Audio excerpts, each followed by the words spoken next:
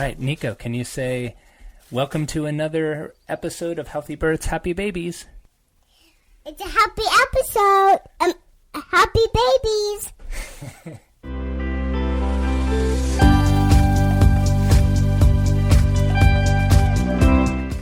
Hello, and welcome back to another episode of Healthy Births, Happy Babies.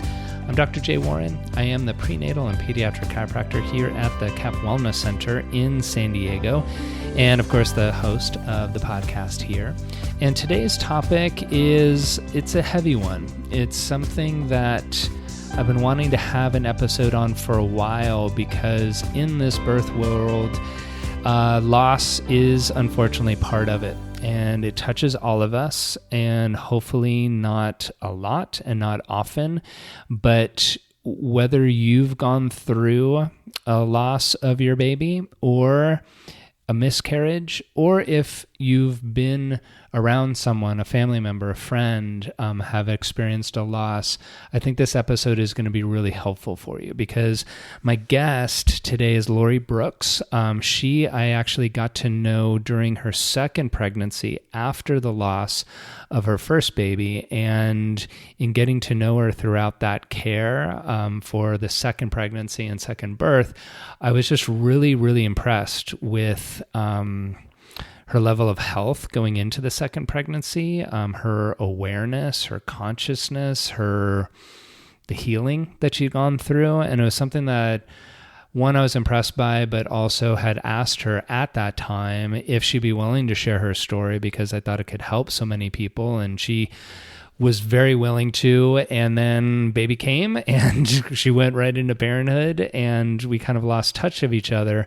But it was last month that we reconnected because unfortunately, another client of mine, she lost her baby at 24 weeks. And in one of the things that she said, coming in afterwards, getting adjusted, was, she'd been getting a lot of support, a lot of advice, a lot of help, but she said, I'm just having a really hard time identifying and receiving help from anybody that hasn't been through this experience. And I don't know anyone that's gone through losing their baby. And so immediately Laurie came to mind. I reached out to her. She graciously said, yes, put us together. I put them together, and Laurie was able to support her. And then it sparked the conversation, and Laurie actually approached me a few weeks ago and said, hey, I'd love to share my story if you think it would be valuable for your listeners. And I absolutely do. At the beginning of this, I said it's a heavy subject. I mean, obviously, like dealing with the loss of a baby is not a light subject, but you'll hear in her voice and in her story, hope. You'll hear how a loss like this can be a beautiful thing to bring people together. Not something that she nor anyone would wish on anyone else, but there's ways of going through it that you can heal on the other side and be ready for another pregnancy if you wish. But also there's a lot of advice, tips, and tools for people that are touched by it and you don't know what to say, you don't know what to do, and that this conversation can be really helpful for that, I think. So I'll do a quick introduction to her in a second. I'm going to pause for a message, and then we'll get right into that conversation. My online course, Connecting with Baby During Pregnancy, has been out for a while now, and I've been getting phenomenal feedback from you women who have been learning these prenatal bonding techniques, putting them to use, and having amazing results. The same kind of results that the women in the Rafi study were getting, where by doing these techniques throughout pregnancy, they were having less anxiety and pain during labor. They're needing less obstetrical interventions, including less C-sections. And then afterwards, the babies are sleeping better, which means you're sleeping better. And postpartum depression was less than 1% in the moms who did these techniques. So go over to my website at drjwarren.com/CWB and learn all about it. I think this course is amazing. I put a lot of effort into it, and I think it'll really help you have a healthier, happier, and more relaxed pregnancy and a gentler yet powerful birth.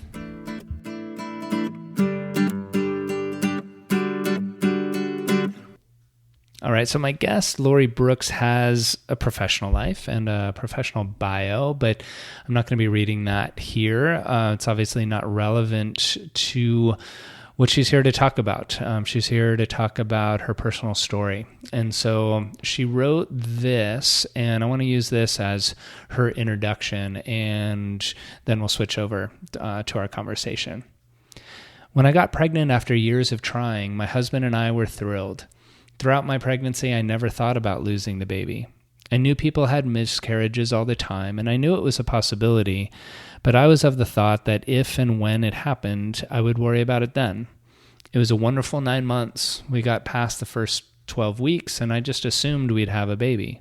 I carried our son to term, and I went into labor naturally at 39 weeks and 5 days. Everything was perfect until it wasn't. Our baby boy, Jack Martin Brooks, was born still.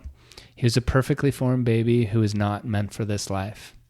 And now I'm going to switch over, and she's going to tell us more of her story.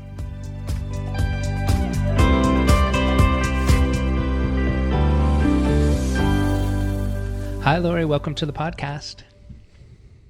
Hi. Thanks for having me. Yeah, no, I'm really, I don't want to say excited, although I am excited. Like, I applaud you for coming on to share your story today, because I know it's not necessarily an easy one to tell, but I think it's really important. We've been talking over the last couple months about you helping another client that came in. She lost her baby at 24 weeks. And really the reason why I reached out to you is because she had said, I can't really relate to anyone and through their advice they're giving me unless if they've been through this experience of having lost a baby. And you immediately came to mind.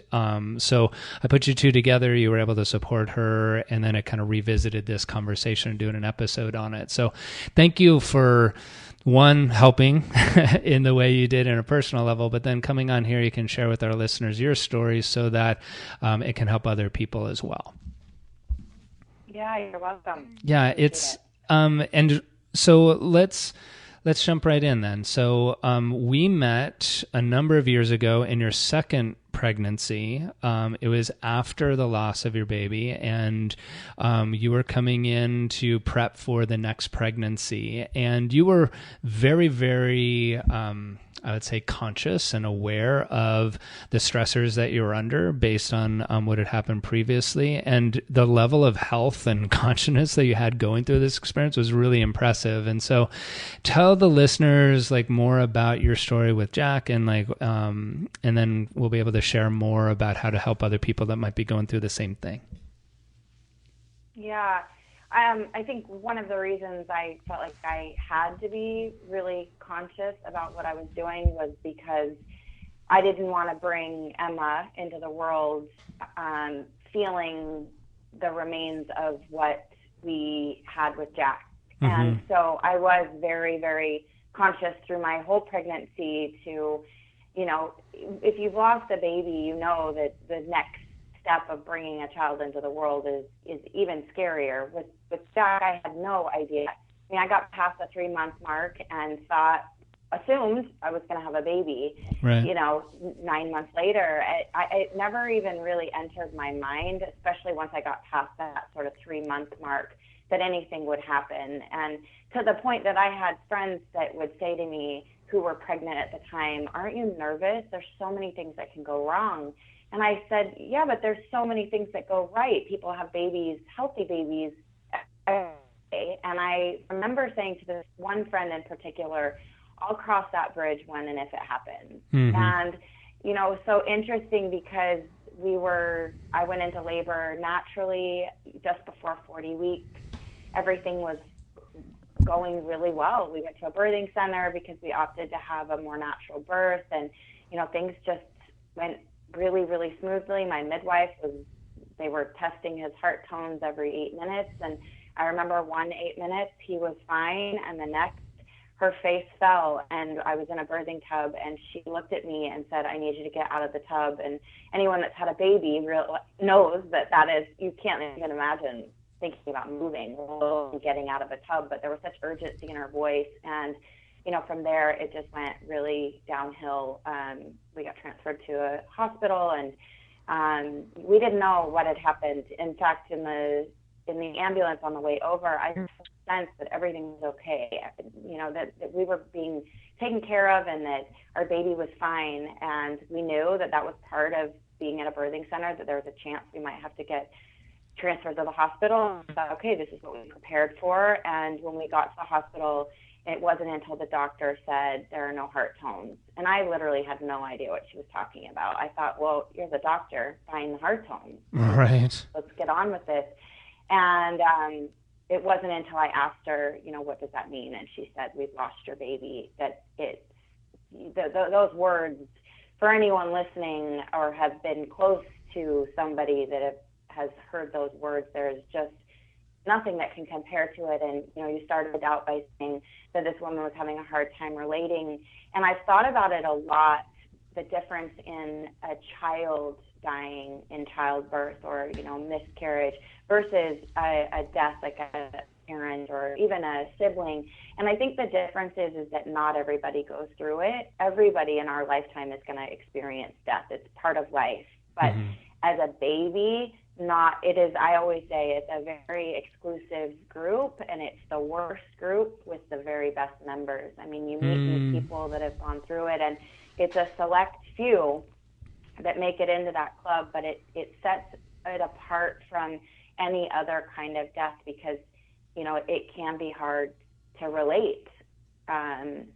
So that's sort of our story, you know, and then obviously we had to leave the hospital without our baby. His name was Jack, and ironically, he would have been 3 this Friday coming up. So it's, you know, I can't believe it's been 3 years. In the beginning, you think I'm never going to make it out of this. And now here we are 3 years later and a healthy 1.5-year-old baby girl. Yes. You know, it's been a journey, that's for sure. Right. Now, did you find out what had happened, like with Jack? We opted to not do any kind of autopsy, but it was an umbilical cord accident. So when he came out, the umbilical cord was wrapped, which is really uncommon. I mean, I think it's a really high percentage of kids that come out with the umbilical cord wrapped, but we think it got trapped behind his ear.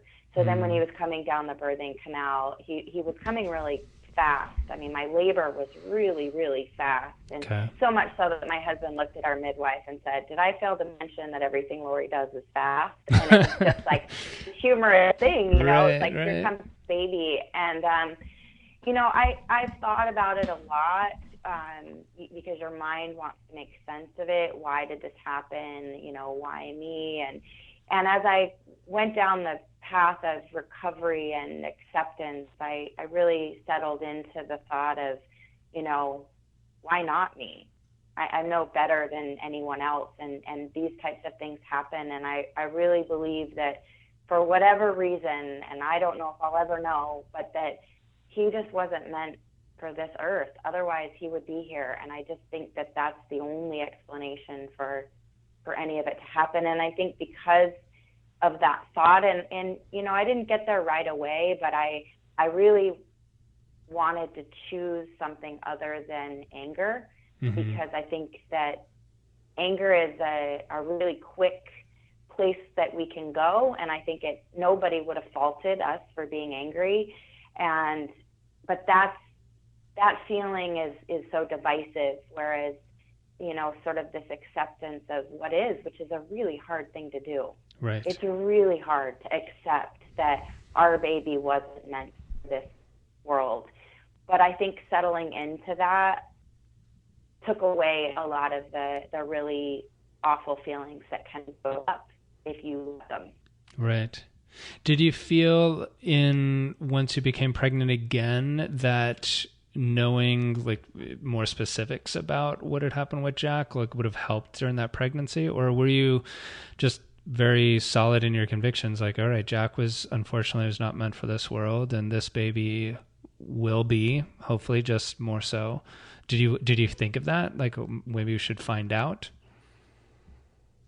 One of the questions that I got asked the most was, do you wish you had been in a hospital, and do you think things would have been different if you had been in the hospital. And my mom, it was really hard for my mom when we decided to switch into midwifery care. We did it at 6 months because I was planning on having a birth, and I've just never been a fan of hospitals, not for any negative reason, but it's not a place I ever go, and I associate hospitals more with sick people than with life.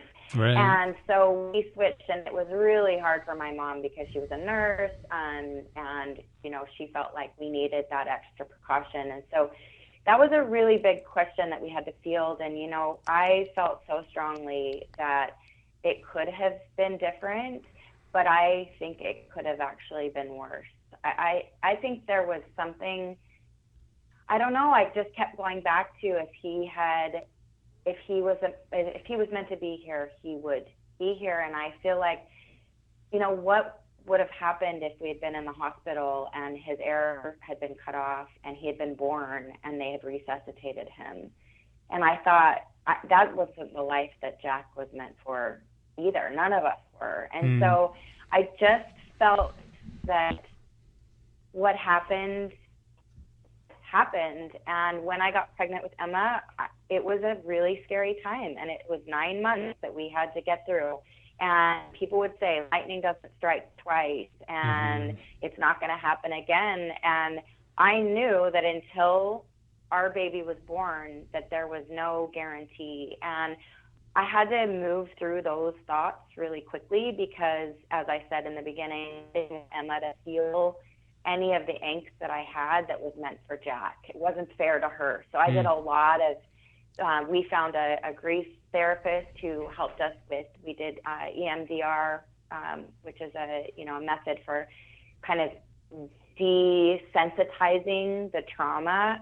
They use it a lot in trauma patients. And so I did a lot of work to get my mind to a place where I could release those thoughts, because I couldn't go down that rabbit hole, because I'd start to feel the anxiety, and I didn't want her coming out as an anxious person, and I felt like I had the power to do that. We also waited. I mean, we waited 9 months before getting pregnant again, and I'm somebody who likes to do things really quickly, and I knew that this was not one of those times. I knew that I had to really put some time and distance and really grieve our son. Right. He was a perfectly formed little baby boy, and he just didn't ever take a breath here. And so we really honored that. And we really spent a lot of time after he died, the grief. I think a lot of people tend to try to get really busy and throw themselves into work and throw themselves into other things. And for us, we just really sat with it a lot, and we cried a lot, and we held a lot of people in a very sacred space, and we shared our grief with a lot of people, and I felt like that helped in a way of it. I almost felt like we were spreading the grief so that it wasn't so much for my husband and I to bear. Right. I remember you telling me that when we first met, how, because that's very different than a lot of clients I've worked with, like with losing a baby, regardless of when.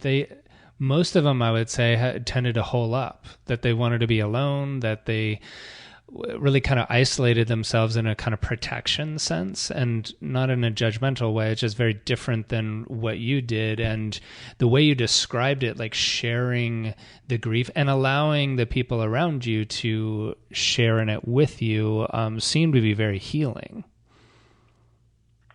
I can only speak from my point of view and from the person that I am. I am a pretty outgoing, extroverted person. My husband is not. My husband's much more reserved. And but when Jack died, when a baby dies, everyone is affected. I mean, I was pregnant for 9, almost 10 months, they lie. When they say 9 months, it's really almost 10. And that's a long time. That's almost a year where people watch, and we'd had showers, and everyone was planning, and the nursery was set up, and my parents were here, and friends were, waiting to help us welcome this baby into the world. And when he died, it had such an impact on so many people's lives that I remember we came home, my mom they were visiting to be here for the birth, and there's an old wives' tale that says if you eat eggplant parmesan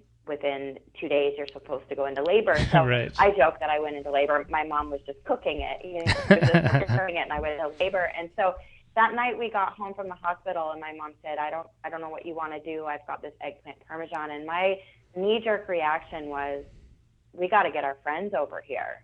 And so our close friends came that night, and I will never forget it. Each time the door opened, they brought with them all of their sadness, but they also brought all of their laughter and all of their love and all of their embraces. And one by one, our house was filled with just such love and light and hope and all of those raw emotions. And we were all able to collectively join hands in this time that was filled with so much sadness, and it lessened it. Because when I personally feel when people shut themselves away, it's too much. It would have been too much for my husband and I to bear because we were too sad. And it's the one death that both people are so intimately tied. So if my dad, when, God forbid, my dad dies, I will be more affected by that than my husband will. He'll be there for me through that. But losing a child, you both were planning to be parents. And this was our first baby. And so it would have been, I feel like, too much to harbor all of that. And so by allowing people in, we, gave people a place to grieve. And I think that was really healing for a lot of people. And for two, we didn't have to feel it all on our own. We had so much support and so much love.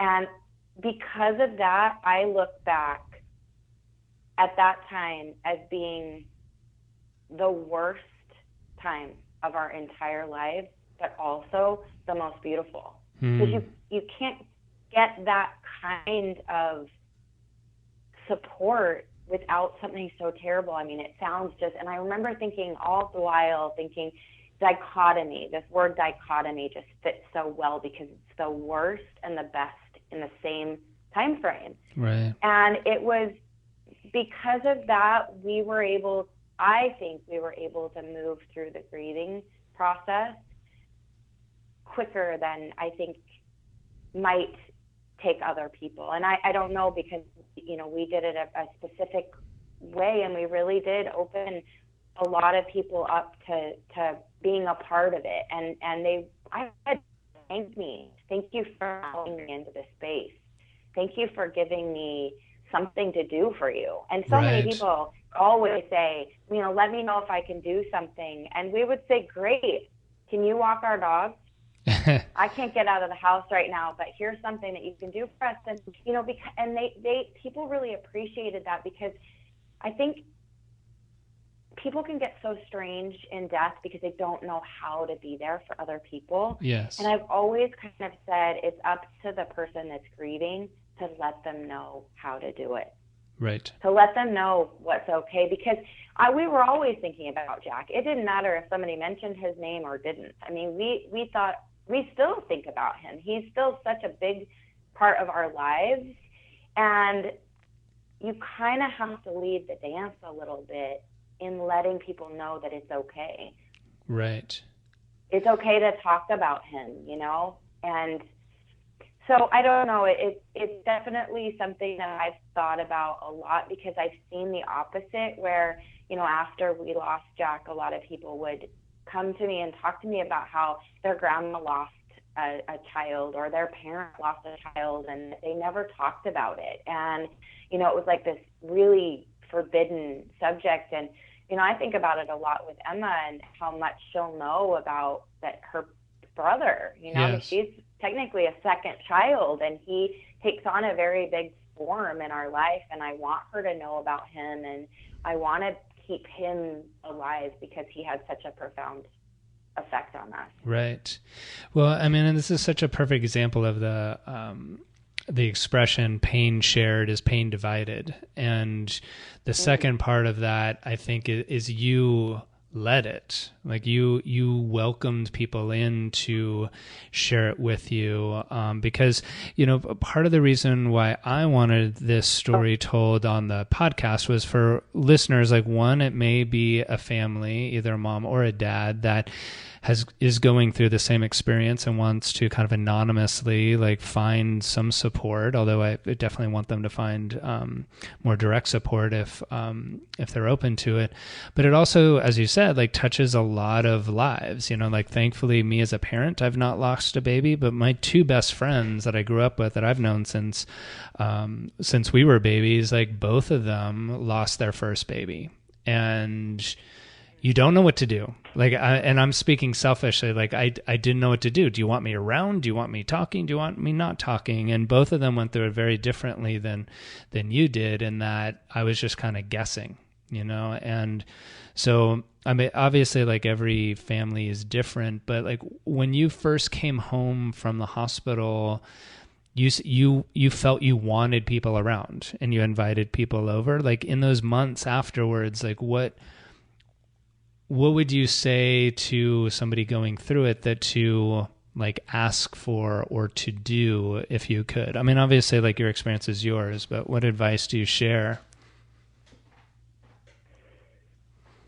I think you've got to really connect with your inner self, not anger and not the, why me, but really your soul. And I felt like I connected with that, and it wasn't all the time that we had people around. Mm-hmm. And after he died, and we had we honored him, and we had sort of a ceremony for him. And after that, I remember feeling really tired, and I was really ready for some downtime.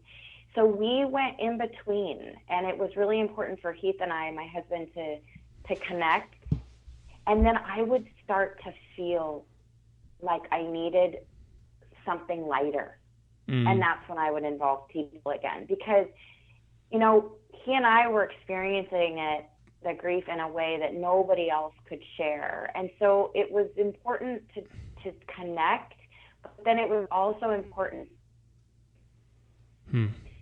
All right, it's time to have some energy around. And every time that happened, the energy, and it wasn't like we were celebrating and having a great time. Sure. A lot of times we would spend the time really talking about things that were really important. And, I'm a type of person that really loves to, talk about things that mean a lot and that are important in life. And you lose a baby, and that's what we spent literally the next year doing, was talking to people. And, he would come up in conversation, and then all of a sudden I would realize that, the person that I was talking to had lost a 3-year-old child. And all of a sudden we're in this space of like, holy cow, I'm so sorry for your loss, and this connection with humans, because that's all we're really craving. And when you lose a baby, it can be very easy, or any sort of tragedy or trauma, it can be really easy to feel like you need protection and to put sort of this wall around yourself. But I think that we grow, and people can help us get back to who we are meant to be quicker than we can on our own, because when you're left to your own devices, your mind can take over, and it's typically in such a dark space. Right. And so it was just so important to listen to what we really needed. And I remember after he died, and my parents, everybody was so shaken up and nobody knew what to do. And my parents were like asking me, what do you want? What do you want to do? And I looked at them and I said, what do I want to do? I want to be at home nursing my baby. None of this is want. So now what do we do? And my parents would have handled the situation very differently than we did, but in our honoring of him, we invited people into that space. And the first night, we had a pastor from Utah, just an individual. He married us, and he's just just an incredible human being. And I remember saying to my husband, we need to call him. He came, and he orchestrated a situation for us that we were able to bring people together in this like saddest state of affairs. You know, I look back on pictures, and it's just the grief that is in everybody's eyes. But we were able to talk and connect and reach across this fire pit and link hands. And it was a feeling of such connection and such raw emotion that I just don't think you can get that beautiful part of grief if you keep it all inside and you don't share. Right? We share in the good times. And the pastor he had a sermon when he went back to Park Cities, where I'm from, and he asked me if he could share a story, and I ended up listening to it. And it was all about, the house of celebration versus the house of grieving, and how the house of celebration, it's really easy to get caught in the details of, like, does the table look okay? Are the flowers right? Do the invitations look okay? And the house of grieving, you strip all of that. And it's like such an amazing space to be brought into, that I feel like we all as human beings grew and were better because of the way that it transpired. And we're able to look back on it with, of course, the same sadness that anybody does, but there's a part of it that is so beautiful that you just don't get that. And I mean, it's such a great message about any kind of loss, rather than it just being particular, like this is how to grieve through the loss of an infant that you've lost. I mean, that pain shared, is pain divided, and how we can be like a community, a village, helping each other through, rather than it being just for the happy times. I mean, it's something that is just an incredible experience. Well, and I also think that after a lot of times people will get really caught up in people say insensitive things, and, so people are afraid to talk. And I really feel like nobody means to say something insensitive. And I really, really come from a place that I think people are just trying to help and they don't know how. And I think it's okay to say to somebody, I don't agree with that statement, or I think it's up to us to sort of help talk to people about the way you can be there in grief. And I think that can be really tricky when you're fueled with anger. Because I think when you're fueled with anger, you're looking for somebody to step out of line. Right. You're looking for a comment that's going to just piss you off. So in the midst of all of this, one of my very closest friends here, she and her husband were there through all of our pregnancy, the death of Jack, to the point where we went up the coast in our camper, and they came and, helped box up Jack's room. And at 14 weeks pregnant, she and her husband had to come and tell us that she was pregnant. And you talk about, my first emotion was anger. I was so angry. I thought, how am I going to get through this? How am I going to watch her get what we were supposed to have? Yes. And pregnancy is not a quiet thing. It's like you can't just be pregnant. And I thought, okay, here it is. Here's the anger. And she said to me, Laurie, I understand. If you need a break and can't be friends with us for a while, I understand. And I said to her, after a time, I told her that night, I said, you've got to go. I need to be alone. This is a moment where I need to be with my husband alone. But after I processed it for a bit, we got together and I said to her, there's going to be some hard times in this, but I need you to go through this with me. We need to do this together. And it was such an amazing experience. I remember being at a friend's house where, people were oohing and awing over her, how cute she looked pregnant. And I was standing next to her, and I remember grabbing her hand and just tightening of her hand, as if to say, this is one of those times. Like, I am really feeling this. And she goes back. And I thought, we're in this together. We are human beings. She didn't want, that timing was not what she would have ever wanted. Right. And it was a time of moving through that anger. And I had to do it. It welled up in me so fast and so fiercely. And I heard myself say, how am I going to watch her get what we want? And it stopped me in my tracks. I thought, this is not who I am. She didn't want to have a baby to throw it in my face. Right. They're the most loving people. So I've got to work through this. And it was so hard. It was so ugly and so churny, and those feelings of like, just ugliness. But I had to get through that. Right. And I think that's what anger does. I think anger festers, and it makes you see people differently, right? It makes a comment that was very, very not ill-intended seem ill-intended. Right. Because you're looking for that. And that was something that I think we worked on a lot, to keep that at bay so that we could continue on a really healthy path. Right. And not bring in any of that kind of destruction. And because you had said earlier that you found a therapist, you were doing EMDR and the like, so that Emma didn't get imprinted with this. Were you doing that during the pregnancy, or was that something you were doing before, knowing that when I get pregnant again, I want this to be lessened? We did it both. Okay. And as we got closer to having Emma, I mean, I tend to think I'm fine. I'm healthy. I'm good. And Heath said, I really think you should go and see her before you have Emma. And I thought, fine, I'll go in.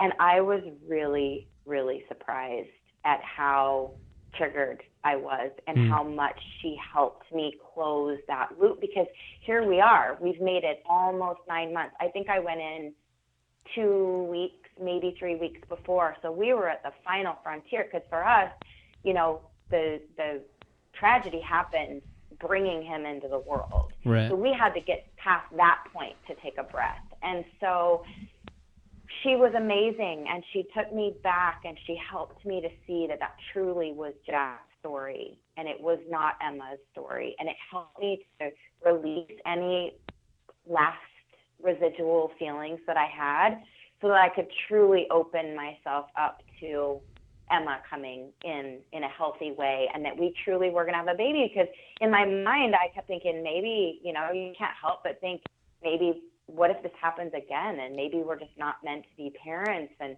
all those thoughts, especially as it gets closer to actually giving birth, because then it's such an emotional thing for a mom to have a baby. I mean, birth of a baby is just an intense thing to begin with, and then you have one die in childbirth, and there's all these things that come up, all this fear and anxiety. And I wanted my birth with Emma. We did opt to go to a hospital, but I was still doing a natural childbirth, and I didn't want many, I was actually really didn't even really want the monitor. But in the end, I decided it was good, because it really helped me focus on, I remember just thinking, her heart's beating. We're okay. Right. We're going to get through this. All the way through all the way through the labor. It's just like, I don't know, pushing the 2 hours. It was a really tough birth too. But I remember just thinking, okay, that was what I could connect to. And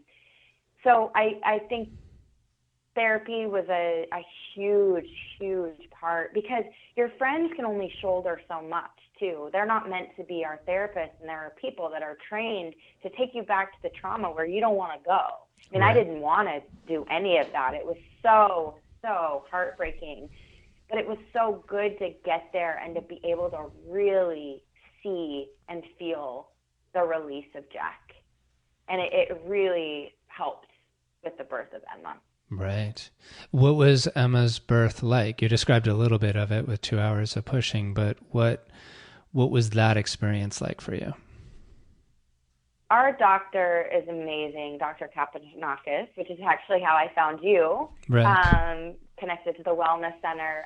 He's an amazing doctor, and we started with him, with Jack, and then shifted into midwifery care. So when we got pregnant with Emma, we went back to Dr. Cap, and he wanted me to go into labor in the hospital, which I was a little bit, still I was like, if this baby is meant to be, I just didn't want a lot of extra stuff brought on to my birth. But in the end, I decided, okay, I'll go to the hospital. And he wanted to do, induced labor, which I also didn't want. But in the end, I went the night before, and it was really quite healing. I was hooked up to, fetal monitoring, and Emma was wild in there. So all night, our night nurse kept coming in, put the monitor back on her. And even that night, the night before she came, our nurse was just amazing. And somehow we ended up telling her the story of Jack, and it was, again, another kind of cathartic experience. And I remember thinking, do I want to talk about this right now?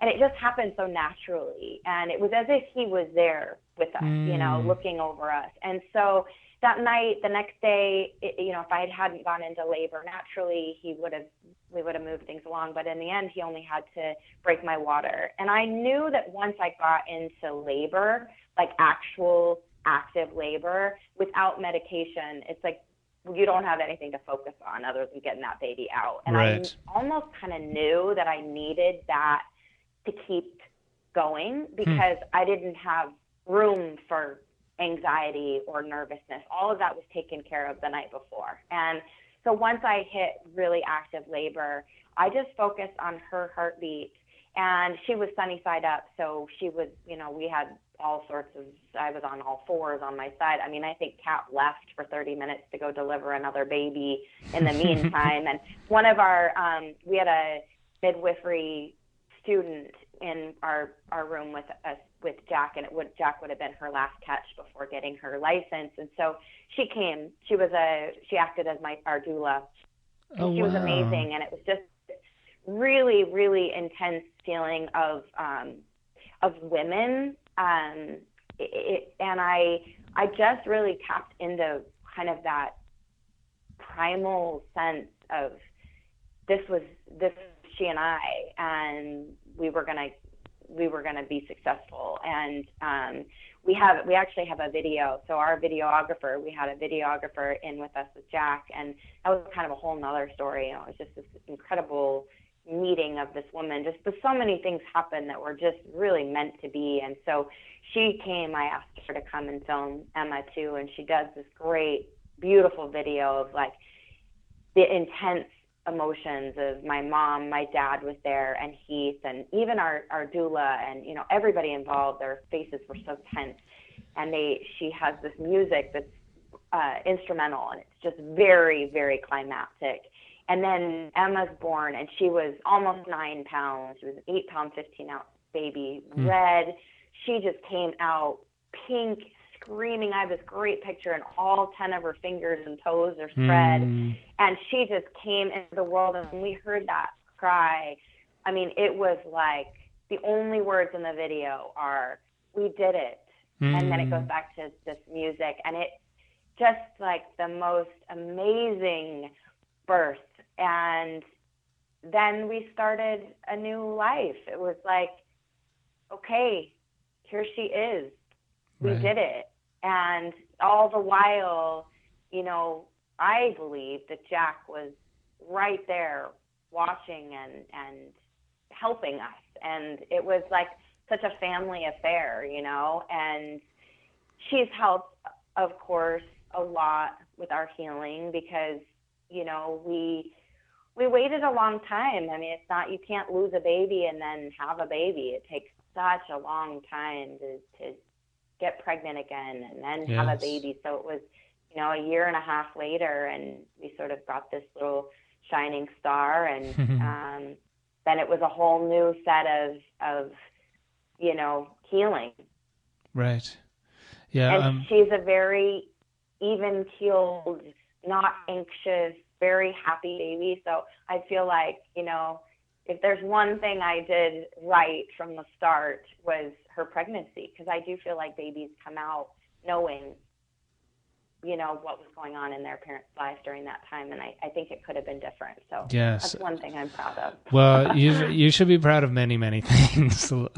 I mean, your story is incredible. And I mean, absolutely, it's true. And that's how we actually met, was you were very cognizant of, if I am super stressed throughout this entire pregnancy, it's going to affect this baby, and I don't want that. And of course, you want her to be as healthy and prepared as possible for the second birth, so that you know, Emma could start her life in a really healthy way. So, yes, like, you know, innately, you know that, and it's great to hear that, you know, you and Emma and Heath are all this like happy family that's celebrating Jack too. You know, his birthday's coming up in a couple of days from the time of this recording. So, I again, like, thank you for sharing this story, because there's so many great messages that anyone that's been touched, either in the past or might be listening to this, that might be able to help somebody else through an experience, you know, help them heal through and grieve through. So I really want to thank you for your time today to walk us through and your process and your story, because it's really powerful. And I want to thank Jack too for allowing you to share this story with us. We thank him a lot. Yes. We do. We Yes. thank him a lot. Yeah. Well, Thank you. No, my pleasure. I will, in the show notes, be including some links to other kind of support networks that are available for grieving parents. I'll make sure that those are there. And if any of you are listening, have any further questions, you can always email me through the show to be able to get in contact with these foundations or the like. But Laurie, again, thank you. Enjoy that little one, and we'll connect another time, okay? Thanks so much. I appreciate it. Thank you for joining us today. For more information about this episode and other natural childbirth and parenting topics, please visit us at capwellnesscenter.com or message us on our Facebook page with any questions you might have. We here at the Cap Wellness Center look forward to helping you and your family be as happy and healthy as you can be.